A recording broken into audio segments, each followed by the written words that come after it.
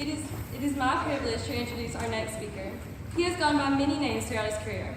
He was Weapon Yeoman while serving in the U.S. Navy during the Vietnam conflict. He has been officer, sergeant, and lieutenant martin throughout the 38 years he served with the Detroit and Florence Police Departments. He came to Mars Hill 4 years ago to serve as a resource officer and became Mr. Martin, or more affectionately known as Buford. However, I have the honor of calling him Papa, Mr. Larry Martin. I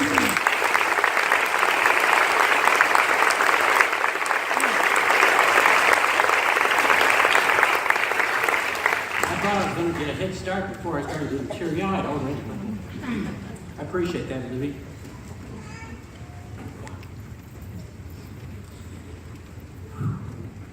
I appreciate Mr. Rutherford giving me this opportunity to speak to you today.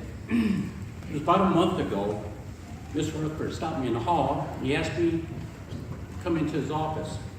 It's been quite a while since I've been in a principal's office. He started telling me about the Veterans Day and the Grandparents' Day. He told me he had a great speaker lined up. I told him that was great. Who's speaking? He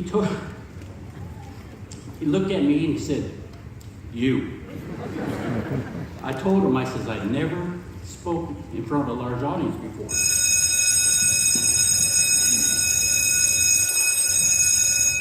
I told him I never spoken in front of a large audience before.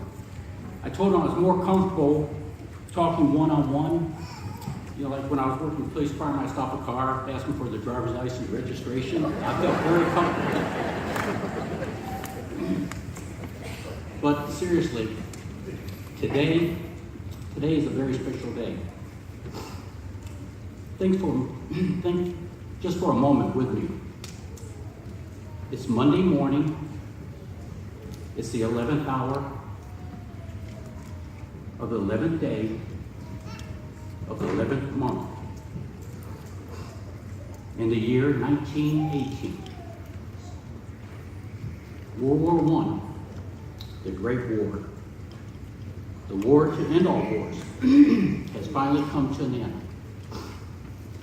The following year, on November 11th, 1919, the first anniversary of Armistice Day was celebrated. 7 years later, in 1926, Congress passed a resolution for an annual observance, and on November 11th, 1938, Veterans Day as we know it came to be.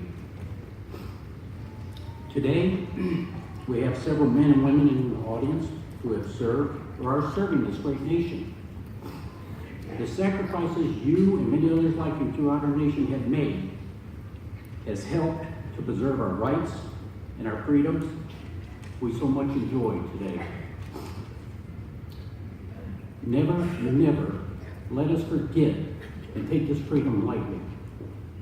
Because of men and women like you, our veterans, not only our nation, but other nations around the world has also enjoyed these freedoms.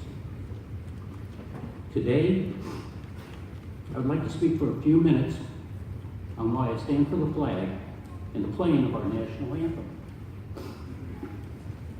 When I look at our flag, Old Glory as they call it,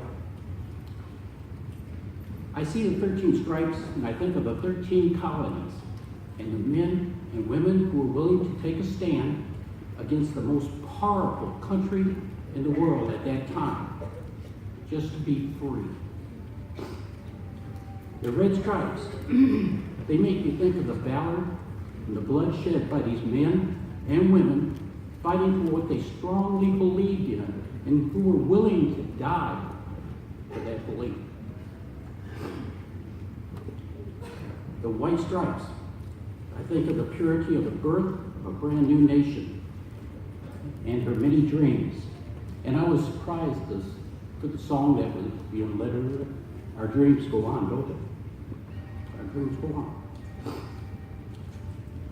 The patch of blue with 50 stars, I see all the battlefields that our nation has fought on. I see the stars not only representing our 50 states, but I also see young men and women coming forth from them stars, willing to take a stand for their country. At this time, I'd like to speak for just a few minutes to our students here at Mars Hill Bible School. I'd like to take a look at that flag in the center of the gym. Now, I want you to think about this. When you stand for the Pledge of Allegiance, the national anthem, or when you see our flag flying, remember this. Our flag is not just a piece of material. It's not a piece of material with just bright colors, vivid colors of red, white, and blue. It's a symbol of courageous and dedicated men and women who answered the call and were willing to protect their freedom at any cost. So when our men and women stand today, remember they committed themselves to the cause so you and all the you living in this great country could enjoy the freedoms we have. Our flag has been carried into hundreds and hundreds of campaigns since its birth, and it continues to shine as a bright beacon throughout the world because of men and women like you, our veterans. Many of us know of people who have served our country, but one person I found very interesting was a gentleman by the name of James Kenneth Canterday. Kenneth was a tall, slender man with a quiet voice. I often visited Kenneth when I was working at the police department. For many of you who did not know him, Kenneth served in the Army during World War II. He was attached to the Big Red One. At the age of 18, Kenneth was one of hundreds who stormed the beach of Normandy, fought in northern France, Rhineland, Central Europe, and several other campaigns. He was also awarded the Bronze Star. Kenneth is no longer with us. He passed away December 28, 2011. But even though my friend Kenneth has passed away, I stand for the flag. When I stand for the flag or come together on a special day like this, I think of Kenneth and many, many others that I once knew and know. At this time, I'd like to take a few minutes and show some pictures on the screen of why I stand for the flag and the national anthem.